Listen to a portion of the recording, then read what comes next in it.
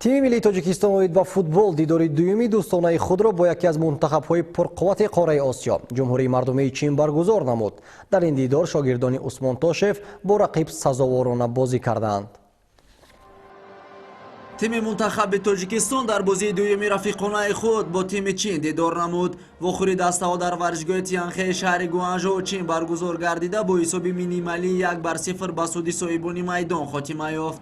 یگانه گل رقابت را در دقیقه دهم حمله‌ور چینی‌ها یانکو با دروازه‌بان تاجیک رستم یتیمov وارد نموده پیروزی را برای تیمش تامین ساخت. در این دیدار شاگردان عثمان تاشف چند امکانیت خوبی گلزنی داشتند، اما امکانیت‌های پیش آمد را به ثمر استفاده کردن نتوانستند.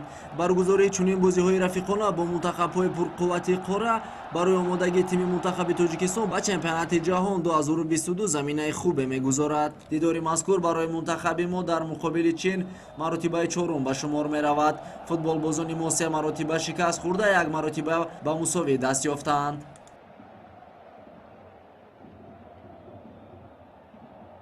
Радует меня то, что ребята растут, несмотря на то, что мы буквально 10-й день мы занимаемся, вместе собрались, но их отношение, их к игре, к работе вообще очень радует. Я думаю, что у этих ребят есть потенциал, есть будущее.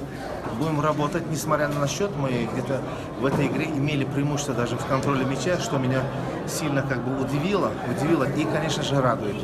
Но теперь, исходя этой игры, мы будем строить свою работу и будем дальше идти.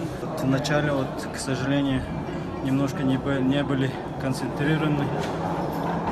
Первые 10 минут, потом взяли мяч под контролем. И, к сожалению, немножко мастерства не хватило в нашей команде. Надеюсь, будем анализировать и работать над реализацией моментами. В целом игрой команды сегодня вы довольны? Да, я очень доволен. По сравнению с Афганистаном сегодня я просто удовольствие получал от игры.